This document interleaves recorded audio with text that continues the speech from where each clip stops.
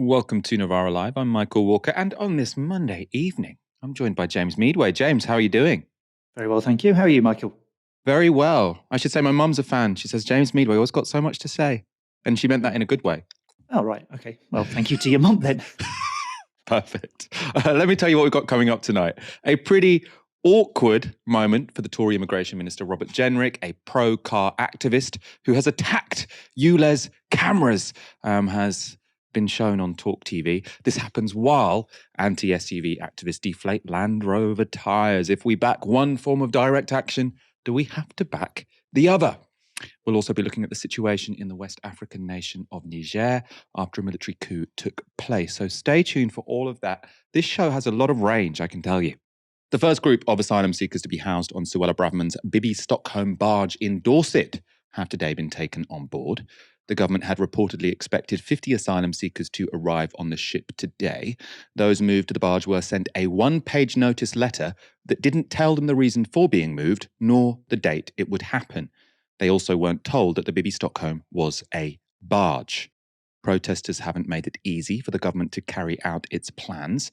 Refugee charity Care for Calais have reportedly stopped 20 migrants from boarding the ship.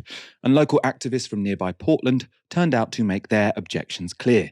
One told Sky News why she was there. We hope that attempts to divide or scapegoat or follow people, don't happen, and that we show the real humanity that there is locally. The situation is, of course, that you've got tens of thousands of asylum seekers coming across to England here.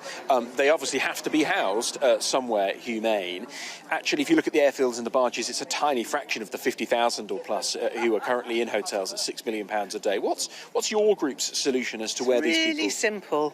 Deal with the backlog of the claims. There were more people who claimed asylum in 2002 than there was in 2022. But they didn't have to have them in hotels because they were dealing with their claims. They're not dealing with them, and therefore people have to be housed. And it's leaving the refugees in this situation, causing this kind of, there's nothing ready in this barge for people. None of the support for the guys is in place. It's a complete mess, and they just need to get on and sort out the backlog of the claim. Very sensible contribution there. Up to 500 men aged between 18 and 65 will be housed on the barge while their asylum applications are processed. That's more than twice the 222-person standard capacity of the ship. The government has increased the space on board by using bunk beds and changing formerly communal areas into 6-bed dormitories. That's a move that led the Fire Brigades Union to issue a warning over safety due to overcrowding. Of course, the cruelty of the barge plan is a feature, not a bug. This was Home Office Minister Sarah Dines explaining the Tories' strategy. It's part of a wide range of places where we're going to accommodate people. But what it sends is a forceful message that there will be proper accommodation, but not luxurious.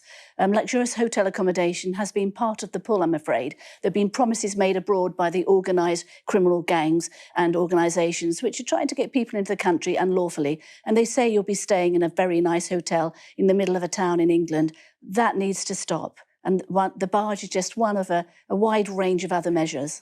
But how do you know that is part of the pull? We were told that the government scheme to deport people to Rwanda, would stop people. That was part of the pull, and the people thinking that they won't be staying in the UK and would be hopping straight on a plane would deter people. But it doesn't seem to have deterred people, does it? The numbers are a little down for this time of year crossing the small boats, but the weather has been atrocious. So, the chances are when the weather improves, they will shoot back up. Well, Rwanda hasn't started yet. We're waiting for the Supreme Court judgment. We're confident that Rwanda is going to happen. However, at the moment, we need to make sure that it's basic but proper accommodation and not luxurious. If you come to the country from a safe country unlawfully, you can't expect to stay in a 4-star hotel. So this is just one of many measures we're bringing in. Answer's just so, on the one hand, it's completely stupid. On the other hand, it's completely grotesque. I say grotesque because of how misleading it is. Now, anyone who has known someone going through the asylum system will know that it's not a holiday. It's not some great experience where you get to stay in a plush hotel. The hotels where these people are staying, so I knew someone who was in an asylum hotel near Birmingham, rats. It was not a nice place. There was rats, there was people, it's overcrowded. Obviously, what you have got is, they talk about the exploitation of the people smugglers. Now, I've got no doubt at all that those people who, help people cross the channel are exploitative people. They're doing it for profit. You know who else is doing this for profit? The people who run the hotels, who the Home Office contracts to put asylum seekers in. And the reason they are able to give such a terrible service is because their customer isn't the asylum seeker who's staying there. Their customer is the Home Office, and the Home Office explicitly wants them to do a bad job, right? So if an asylum seeker claims to the Home Office and says, oh, this hotel which you're paying for with taxpayers' money, they have rats, the food is cold and not on time, and my room is damp and I have to share it with too many people, the Home Office aren't going to say, okay, we'll get onto that hotel because we're paying them good money, they should be providing a good service. No, the Home Office is going to say, brilliant, that's what you should expect for having the temerity to try and seek safety from persecution in this country, which we always tell ourselves is so welcoming. Why it's stupid, as well as being dishonest, is that this is not a pull factor for asylum seekers, right? The people who are in France, in Calais, trying to get over to the UK, they are staying in tents, they're homeless, there's no running water. These aren't people who say, I want an upgrade to a hotel. No, these are people who are living in incredibly desperate situations. So frankly, and I mean, this is what's unpleasant about it, that barge, however miserable it looks, is probably still going to be an upgrade for most of the people who are in Calais right now. Does that justify putting people in horrific conditions? No, but it does completely undermine the idea that people will stop coming here because of the prospect of staying in a barge. These people are staying in worse conditions already, right? And people aren't risking their lives crossing the channel because they want to be put up for a few nights in a hotel. It's just nonsense. There were some more nonsense government briefings on a related asylum plan to the papers this weekend. The Times has reported that the government is hoping to send asylum seekers to Ascension Island if their Rwanda scheme fails in the Supreme Court. Ascension Island is a tiny British territory, about 1,500 miles off the west coast of Africa. The Times reports this. The volcanic island, 4,000 miles from the UK, in the middle of the South Atlantic, was previously considered as a location to process asylum seekers. Ministers believed its remote location would create a strong deterrent factor for migrants planning to cross the Channel in small boats.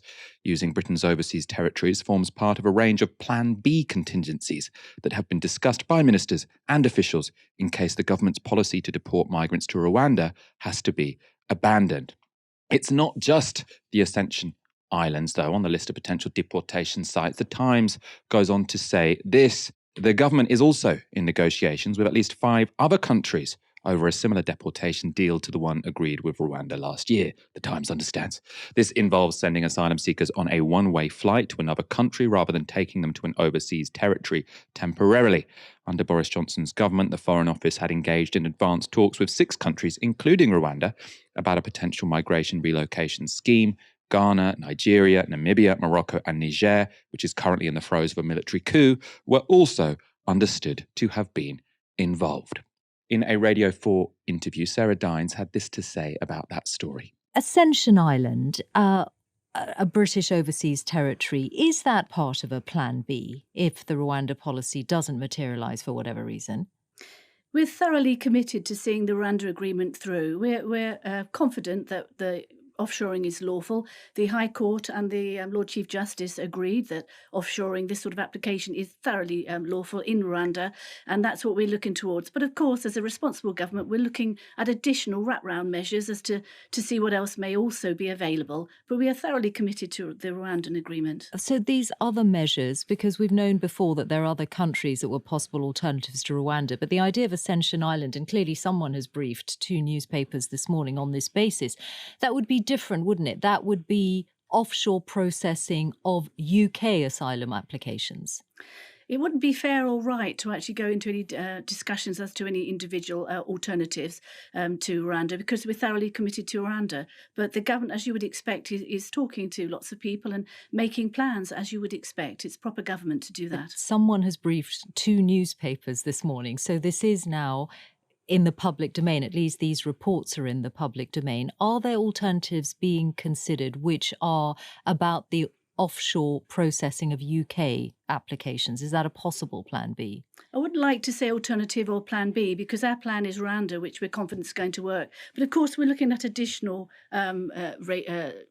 schemes across the globe. Of course we are. In a sign that the Home Office doesn't really know what it's doing, the government quickly rolled back on that message. The Sun's Harry Cole posted this. Bit of an awkward morning for the Home Office. Junior Minister on the radio saying they are looking at everything when quizzed on Ascension Island migrant yarn.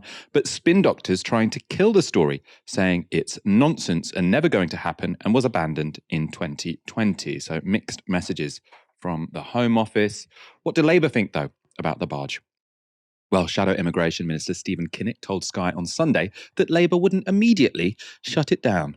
The fact is that the last 13 years have seen the Conservative government's incompetence and neglect destroying our asylum system. So we're in a situation now where they're having to scramble to use hotels, to use barges, to use military bases. We're going to inherit a mess if we're privileged to form the next government, and we're going to have to fix that mess. We will do so as quickly as possible to get people out of hotels and off the barges and out of the military camps. But the reality is, on day one of a Labour government, we will have to deal with the infrastructure that we have and the complete chaotic, shambolic mess that the Conservative government will have left us. So, Mr. Kinnock, you would still use the barges then? We'll be left with no choice but to deal with the mess that we inherit. The implication there is that Labour would only need to use barges in the short term until they sorted out the mess left by the Tories. But what would that look like in practice? Well, this morning, Shadow Trade Secretary Nick Thomas-Simons said this.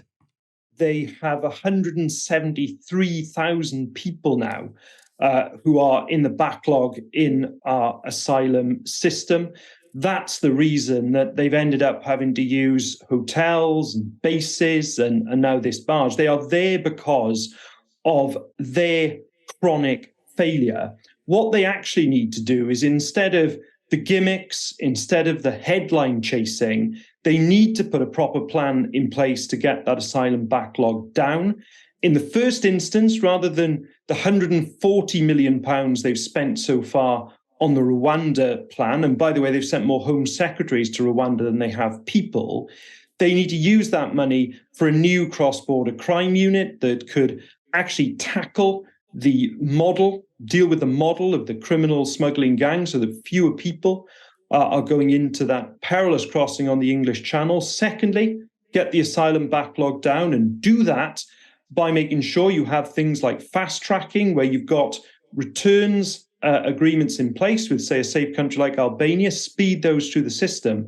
But thirdly, they need to get the returns agreements in place so that when people are found to have no right to be here, they can actually be returned. That's the kind of systematic approach the government needs to take, not just the gimmicks and the headline chasing that we've seen.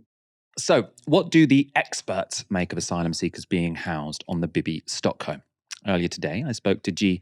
Manoharan from the Association of Visitors to Immigration Detainees, who himself came to the UK as a person seeking asylum. Simply, it is inhuman and barbaric for lots of people who would be put on that barge would have been escaping unimaginable terror and violence and famine and war, and rather than welcoming people within our community, we are warehousing them into the barge. And it's, for us, it's as a general public in the UK, we should know that we'll be collectively hitting a morality sink. Personally, I've claimed asylum 10 years ago, and I was housed in the community in a house that was contracted by the Home Office. And the government is going on about this is the only solution, and the only thing I can think of is as a performative politics, and they are using cruelty as a tool to point finger at people who are vulnerable. There was a solution not long ago where people were held in the community, within the among the community. It's not concentrated, or it's not floated as a hate target, as what they're trying to do at the moment with these barges in somewhere remote, where already the local communities are under stressed with less resources, and it's just simply pitting one group against another.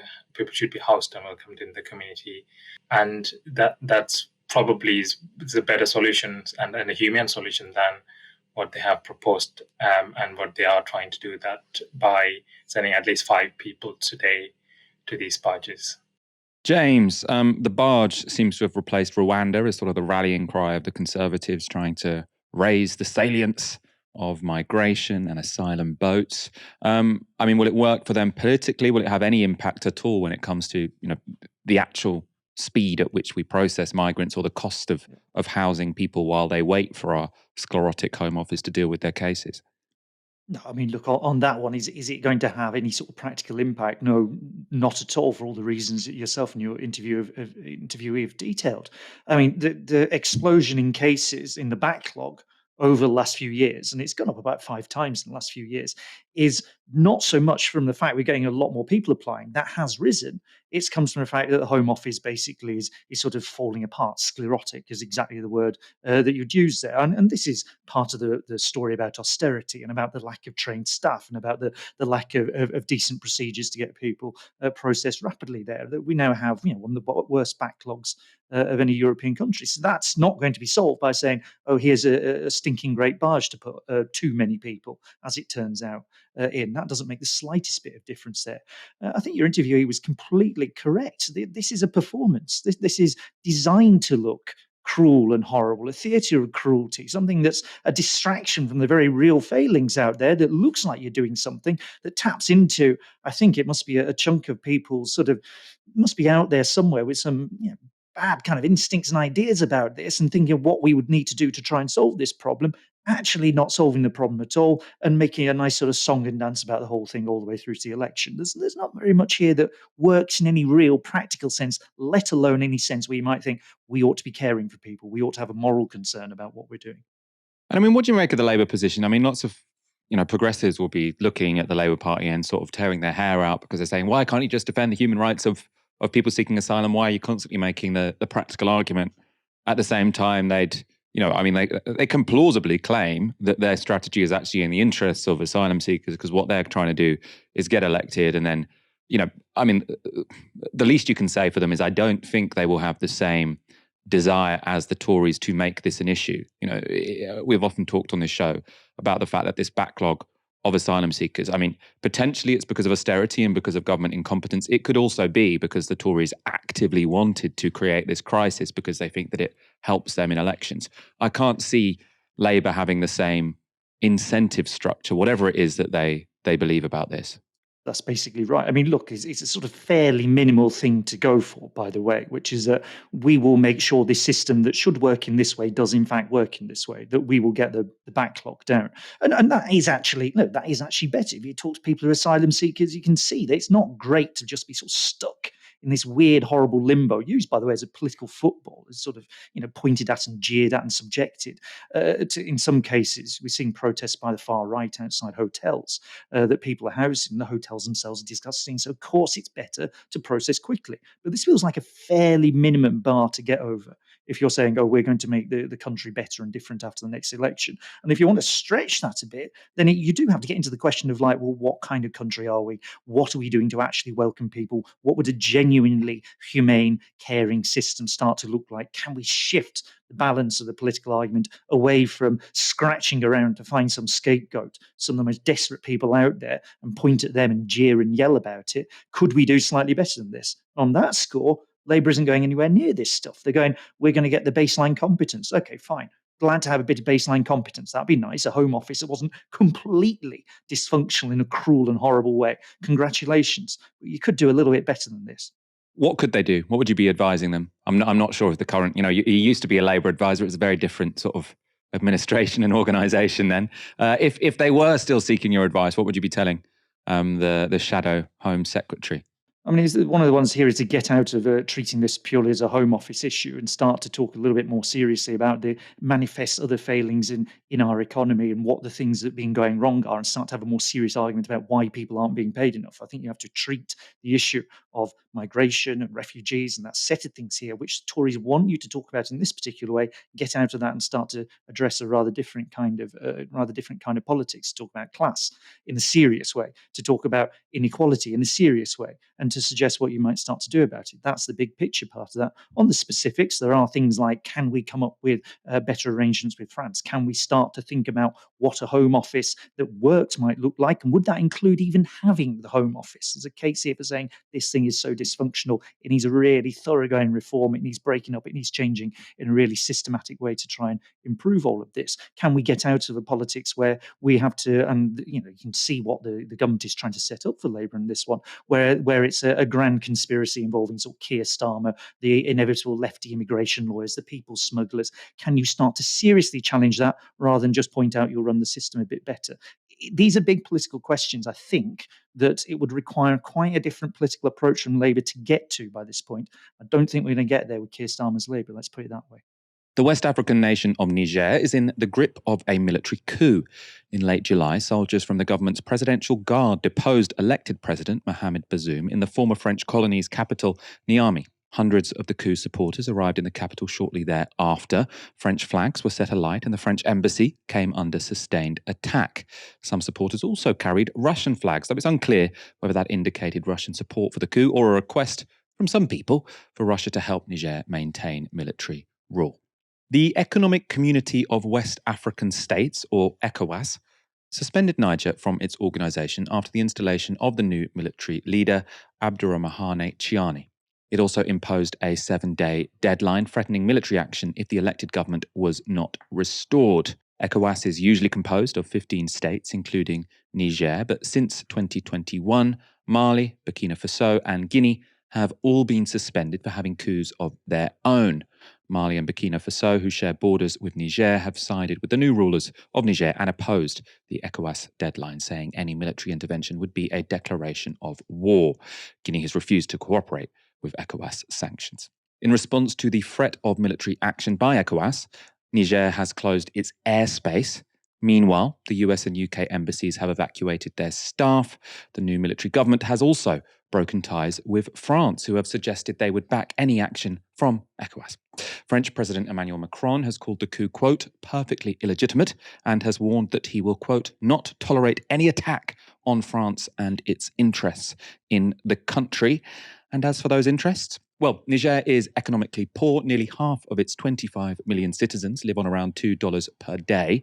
It also ranks very low on a number of humanitarian indexes, but it is also resource rich. It's the largest supplier of the radioactive element uranium to the EU and supplies around 5% of the world's stock of the substance. Mining operations have continued in the country despite the coup, but the military leaders have blocked exports to France. France gets around 20% of the uranium it needs to power its extensive nuclear power infrastructure from Niger. And a French multinational, Orano, which is 90% owned by the French state, owns majority stakes in Niger's largest mines.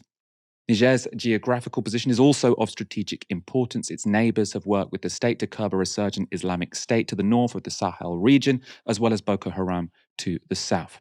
Another factor that may have contributed to the coup is the ethnicity of the democratic President Bazoum, of minority Arab origin. Bazoum was the first Arab to head the nation, winning the election despite opposition candidates labelling him a foreigner. But new military leader Tiani has blamed a lack of security in Niger, as well as economic and social failings under the democratic government for the coup. Coup supporters have also decried the country's close link to Western Europe and the US. But writing from house arrest, elected President Mohamed Bazoum said this about security in the Washington Post. In fact, Niger's security situation has improved dramatically, facilitated by the very partnerships the junta opposes. Foreign aid makes up 40% of our national budget, but it will not be delivered if the coup succeeds. To the south, where we face the terrorist group Boko Haram, there have been almost no attacks for 2 years, and refugees are returning to their villages. The country's north and west have likewise suffered no major attacks since I took office in 2021. Thanks to our allies' support and training from partners, including the Indiana National Guard, Niger is now the safest it has been in the past 15 years. And on the economy, Bazoum said this: my government has been similarly successful in terms of economic and social governance. After a slow recovery from COVID-19 in 2021, our per capita growth rate more than tripled to 7.4% last year. 2022 was Niger's first year without a single school day lost to strikes from teachers or students. Workers did not go on strike in many major sectors, and my administration signed landmark agreements with unions to create a safer and more stable working environment across the nation. Nonetheless, Chiani is trying to suggest the coup has popular support with rallies like this. On Sunday, as the ECOWAS deadline slipped past and military action loomed, thousands of coup supporters gathered in a stadium in Niamey. They were waving Nigerian flags, as well as some Russian ones. They were there to hear speeches from the coup leaders and members of the new military council. Earlier today, I spoke to Afolabi Adekayoaja, a research analyst at the Centre for Democracy and Development in West Africa. Niger now completes a corridor from East to West Africa of the different regimes down a military route. So you have Sudan in the east, Chad in the center, and then Niger, Mali, Burkina Faso, and Guinea in Western Africa. The challenge for ECOWAS really has been that in previous different coups, especially from 2020, so you're looking at Mali, Guinea, and twice in Burkina Faso, ECOWAS hasn't intervened. ECOWAS hasn't had that level of political, clout in terms of pushing forward and saying that we're going to really intervene to force back a return to normalcy. ECOWAS has applied sanctions, ECOWAS has closed borders, and ECOWAS has eventually sent mediators to try to get the groups back to the negotiating table and eventually push forward back towards a more democratic structure. Now, that particular level of precedence was really grating on ECOWAS' response now, because obviously the challenge is that, well, if you weren't this strict to the other countries, why so in Niger? And then that brings us to the second part of the dynamic, which is the leadership of ECOWAS. And this is not about the commission, this is about the head of the ECOWAS authority. So earlier last month, the ECOWAS heads of state selected the new Nigerian president, Bola Tinubu, as the new chair of the ECOWAS authority. Now, Tinubu was elected as Nigeria's president in February and took office in May. So he's been there, he's served not 100 days in, and he's already been in this very strong position. Now, Tinubu came into office, and when he was elected chair, he notably said that he was really against anything coup related, especially because that was the perception that the region was getting. So expectedly, the idea was that Tinubu was in a very strong, was in a position to really show that level of strong pushback, really asserting himself and really showing that Nigeria has, quite frankly, the most influential power in the region, was going to really push back against such an incursion. And even on a more personal and domestic level, you're looking at a coup happening at Nigeria's borders. Niger shares Nigeria's longest territorial border. And one of the concerns there really being that if any disruption happens there, it has definite implications for humanitarian and security challenges for the country, especially in this northern region. Now, when you now go back to the wider structure at large, different groups are pushing back against such a potential intervention. Within ECOWAS, we've already seen how the other military groups, Mali, Guinea, and Burkina Faso, have already decided and declared that any attack on Niger will be seen as a similar, attack on their own country. So it's really trying to show that level of solidarity with that particularly military regime. And even within Nigeria, the Nigerian Senate sent a very strong letter to the president last week, urging him to prioritize diplomatic concerns and actively condemning and trying to close the door on any military intervention. The governors of the states in Nigeria that border Niger have also met with the president, and we were told that their message was also to really try to encourage him to take a step back and to try to prioritize diplomatic relations and solutions. And we know that even within the country, the level of insecurity that's going on, the challenges in regards to recent economic policies mean that it's really like there are many issues domestically that the president should be focusing on. Many citizens and many analysts do believe that now moving towards a more volatile situation in terms of a war or in terms of an intervention with a neighboring country would be much more than the country can afford to take. So in a nutshell, these different factors point to what is likely to be a stronger push for a more diplomatic resolution. We've been told that ECOWAS has planned a meeting for Thursday, and that will likely be a follow-up to what has already been the missed deadline that you already set. The African Union itself sets a longer deadline, which expires around the same time. So we expect that there will be some coordination in terms of the next steps that are taken between the regional and the continental power. And we know that there are also different diplomats that are busy shocking the region. Nigeria deployed the former head of state last week to try to meet with the Nigerian leaders, and also deployed a team to Algeria to ensure that any solution that is put forward has a comprehensive support of not just of not just Nigeria and ECOWAS, but also even allies and even other countries that are in other regions that border Niger, such as Algeria and Chad. Ultimately, the likelihood is that we will push towards a much more diplomatic solution. It is the likelihood that there won't be a very strong military intervention, and that what will likely be the case is that there will be a decision to acquiesce on several fronts to try to find a safe landing for the coup process who have led the removal of the president, to try to agree on a transition plan for the return to democracy. And this is, again, without historical incidents. It's actually happened in Niger in 2010, and that was the same way that ECOWAS had tried to resolve it. And in that particular situation, the army was quite fast in making sure that there was a much more accelerated transition program, and that was now what led to the return to the Isufu administration. Many commentators have looked at this coup and suggested that it's a victory for Russia and a loss for the West, in particular France, who, of course, are the former colonial power. What would you say about the politics of this coup in terms of countries outside of Africa? Absolutely not. The reason being that there's a lot of fixation on this being a proxy battle, on this being used primarily from much more foreign perception, but then that really deprives the situation of the African agency that it really does have. The fact of the matter is, Chiani moved against the president because he was at risk of being removed from his position. There wasn't any strong infiltration or any strong inclination for any foreign powers to directly, intervene and try to encourage him to prop up a new regime. So that in itself does, absolve this particular story of the expected narrative of France losing at Russia, when many different analysts seem to want to push.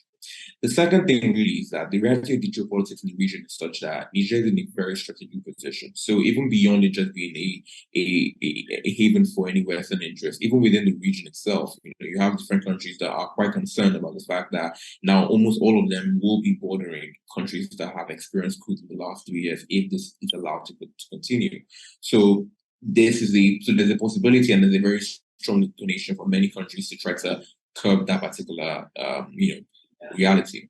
Now, we can't ignore the fact that Niger was one of the last, if not the last, ally for the West, especially for France and the United States in the region. But we're not looking again at why, or to the particular notion as to what this was actually going to help. We're looking at a country that was strategically placed in terms of trying to curb against any illegal migration, particularly well known for trying to present against any jihadist extremism. And these are situations and issues that affect quite a lot of many security concerns in the region. So it's not necessarily just a case of strictly supporting or looking at it being a Western proxy battle, but also even within the region, there are many concerns that will be aggravated if Niger is allowed to fall.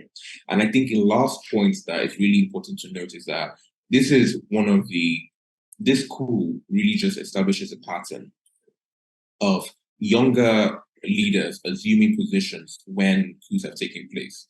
And now the poll is now a case where you are now, so Chiani really just breaks that particular pattern there. But then a lot of the narrative, a lot of the spill comes from people who have really taken on board the new narrative of France being still a very encroaching and still very present imperialist power, and this idea of trying to shed these colonial ties. Now, this is something that is completely novel, something that has actually been building for quite a while. So even if it was a case where France was to get quote-unquote removed from this particular situation, it wouldn't necessarily be a case where Russia would easily be the ideal piece to just swoop in. You're not looking at the case where there might be some much more Pan-African discourse in terms of how these countries decide to move forward and then trying to find that solution and then trying to forge a way forward.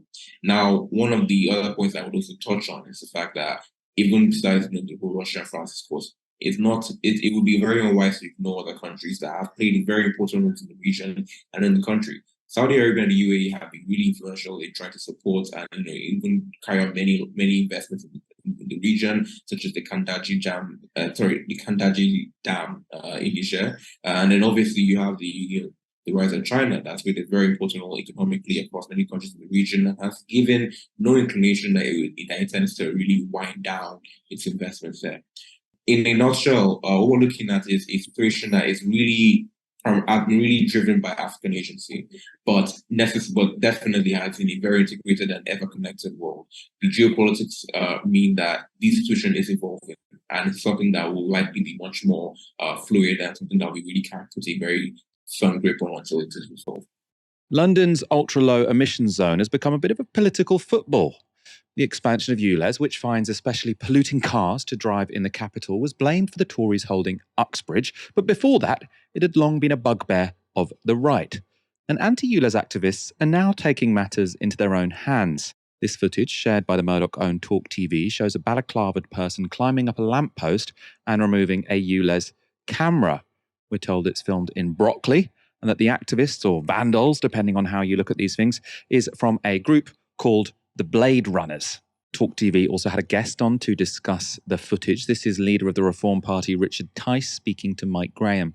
No one condones illegal activity, but regrettably, what we are seeing is the frustration of ordinary people who see this as a tax on the poor without any justification. We were just talking about another that. tax on the poor without any justification, against the consultation, against the scientific data, and people are saying enough is enough. If the politicians, if they completely fail to properly represent us, then people's frustration boils over. So we don't condone it, but regrettably, it's happening here. It's happening with the protests against the migrant hotels. There's a number of different areas of life in the UK at the moment where the politicians are failing the people, whether it's what you're seeing with the shoplifting, all of this stuff. And people are saying, what is going on? Enough is enough. And as I say, people are just steaming furious with this. And this is the regrettable consequence. Yeah, absolutely right. It's a bit like with the Just Stop Oil protests. Eventually, drivers end up taking the matters into their own hands because the police have failed to deal with it. Now, I've never seen a Talk TV host be quite so soft on someone who is, well, he says he's not defending the direct action, but clearly, it was a sympathetic account of what had gone on. Almost, I almost dare to believe when he sort of mentioned Just Stop Oil at the end, that maybe he would talk about, that nuance of the debate. It's a bit like Just Stop Oil. Obviously, they fought that they have a policy priority which is not being listened to by the political establishment, so therefore they take direct action. It's a little bit like that. No, of course, he was talking about the people who try and, push Just Stop Oil over or beat them up when they want to get past them in the road. So Richard Tice wasn't in the mood to talk about the fact that direct action can be complex. He wasn't saying, yes, I am sympathetic to this, but I wonder what this says about the left and how we talk about Just Stop Oil. No, neither him nor Mike Graham had any interest in such complexities. We do, though. And of course, it's not only pro-car activists who are taking direct action to achieve their aims. Just published on NovaraMedia.com is this article about a group called the Tyre Extinguishers, who have targeted a fleet of Land Rovers by drilling holes in their tyres. The action took place at a Jaguar Land Rover dealership in Exeter, where members of the group targeted at least 60 SUVs. Claire Heimer reports this. The group argued it was a necessary escalation and an act of retaliation for the death of 2 children after a Land Rover crashed into an outdoor tea party in Wimbledon, London in July. Children are 8 times more likely to die when struck by an SUV compared to those struck by a passenger car, according to a study published last year. SUVs are also more polluting than smaller vehicles. The Tyre Extinguishers said their action was intended as a, quote, non-violent demonstration to draw attention to the presence of grossly inappropriate private vehicles in our towns and cities, unquote. They hope it will serve as a wake-up call in order to prevent future tragedies and make our roads safer for everyone. Since March 2022, the Tyre Extinguishers claim to have deflated the tyres of around 20,000 SUVs across 18 countries, making them temporarily unusable. As our audience can probably guess, I'm pro-ULEZ and anti-SUVs. I would normally talk about the anti-SUV actions in a sympathetic light, the pro-ULEZ actions in a less sympathetic light. But I mean, they're very similar in terms of the form, right? They're very similar forms of direct action, taking sort of a practical measure, criminal damage essentially, not harming anyone. I mean, to be consistent, do I need to have the same opinion of direct action in both cases? No, of course not. There's 2 separate bits to this. One of which is maybe a moral stand you might want to have about taking any kind of direct action, the sort of moral judgment you might form about what someone's doing, and that could be all sorts of different things for any given action. The other one is, I suppose, particularly when you're thinking about what the anti-SUV protesters are doing, is a sort of practical or political. version of this, which is like, what impact does it have? Does this turn into something effective out the other side? We saw a version of that actually with Greenpeace protesting at Rishi Sunak's house last week. Does this turn into something that advances the conversation, that moves the politics somewhere, that changes how things might operate? And the difficulty, I think, with some of these direct actions where it's quite a small group of people going off and doing something subtly under cover of darkness and all the rest of it, is that you're not necessarily getting into the point where the thing that's really going to shift this, and this is what we've seen, there's always shifted things in the past, is when you have very large numbers of people prepared to protest and prepared to take part in something. And that's the force that starts to shift the argument here. So that would be my political kind of question mark to raise around the SUV protesters there, in addition to any sort of moral issues you might want to raise about some of these sorts of things. Of course, there's a very long history of direct action. I know everyone always makes this point, but we do have a history of direct action and protests and all the rest of it in this country over many, many hundreds of years now. Suffragettes is the one that people go to. Who's going to turn around now and say they were all bad? But if you look at what at least some parts of the suffragettes were doing, this was breaking windows in banks, smashing up post offices, on one occasion trying to set fire to a theatre in Dublin because the Prime Minister was visiting. I mean, really quite, this is getting really into some pretty violent forms of protests here. Who turn around later and say, oh, well, it's all wrong, it's all bad because of that. The real question to ask is, what are the politics? Does it get you to a political point you want to be in as a result of this? And that, I think, is the useful question to pose to the anti-SUV protesters. When it comes to the broader politics of driving, the issue, sort of the big elephant in the room, can be summarised with a single number: 25 billion. That's the amount in pounds that the Exchequer currently collects in fuel duty, and which will disappear once Britain's car fleet is converted to electricity. And the government then will have to find a way to make that figure back again. The right-wing think tank, the Centre for Policy Studies, has tackled this problem and come up with a specific solution: road pricing. In their report, named The Future of Driving, the think tank suggested this. So these are their proposals: bringing in a per-mile charging system for electric vehicles to ensure that they pay their fair share. However, the aim should be that zero-emissions vehicles, or ZEVs, drivers still pay significantly less than their petrol and diesel counterparts, giving drivers a reason to make their next vehicle purchase a ZEV. They say these changes should be signposted well in advance. Charges for ZEVs should not come in until later this decade, so as not to dent take-up and give time to work out the practicalities. They also suggest each vehicle would be assigned a per-mile rate based on its weight to reflect wear on roads. Charges would be collected monthly by direct debit. And they say to reflect the public's concerns about fairness, drivers would receive a free mileage allowance based on their postcode. Drivers in remote areas with limited or non-existent public transport options would receive a higher allowance than big city drivers well served by trains and buses. Concessions could also be granted based on disability, low income, and so on, though such measures would involve a clear trade-off with economic efficiency. This is a right-wing think tank. I think it's one of Margaret Thatcher's favourite think tanks, saying we should introduce road pricing. At the same time, I know that if a Labour politician suggested road pricing, the whole Tory cabinet would come down on them like a ton of bricks. Is road pricing inevitable? Is our politics ready for it? Probably not, to be quite honest with you. I mean, look, a government could, if they wanted to, just say, do you know what, we'll just borrow the money instead. We'll just add £25 billion onto the deficit. There's a whole load of reasons why that's not necessarily a particularly desirable idea to just go, free car use for everyone. But you could potentially do that. And you might also think, well, perhaps we'll just cut £25 billion out of something else to try and cover that particular cost. There would be other options here. But I suspect we're going to end up with some discussion around this. But look how it's already going. Okay, so they're saying, right, we'll have a per mile charge in your car. Okay, so how are we going to actually enforce that? That's going to involve you monitoring that car being used. So either your electric vehicle has a chip or something in it that says, okay, this is how far you've driven, here comes your tax bill. So it's quite an intense form of surveillance. Or lo and behold, you're going to have to start putting up video cameras all over the place and sensors to try and log who's driving in and out and working out how far they've driven, all the rest of it. And we've just seen what another bit of the right thinks about that. So I think this is going to get really quite a tense political issue, with some of the splits and divides in it not necessarily falling very easily onto a natural sort of left-right split. There's something else in there, by the way, which is that, look, put it this way, it's what, £50,000, incredible really, is the average cost of a new electric vehicle car in the UK, right? It's streets ahead of what you'd pay for a new, or even a fairly cheap or not so cheap petrol engine car at this point in time. If you're starting to say, okay, we're going to kind of reward people who are driving electric vehicles, you're also saying this is going to be a set of people right now who are really quite well off. Now, if we want to do something about this, we might want to break out of just going, you personally have a car, you will get a car and that's your car and you drive it around. And if you're rich, you get a nice, decent car. And if you're poor, well, maybe no car at all. We might have to start thinking about carpooling, car sharing arrangements, or even, heaven forbid, getting more people onto public transport and really seriously investing in that. The Tories are desperate to paint Keir Starmer as soft on irregular migration. And Immigration Minister Robert Jenrick this weekend took to the Sun to make this argument. Sir Keir Starmer faces serious questions for trying to thwart our work to stop the boats.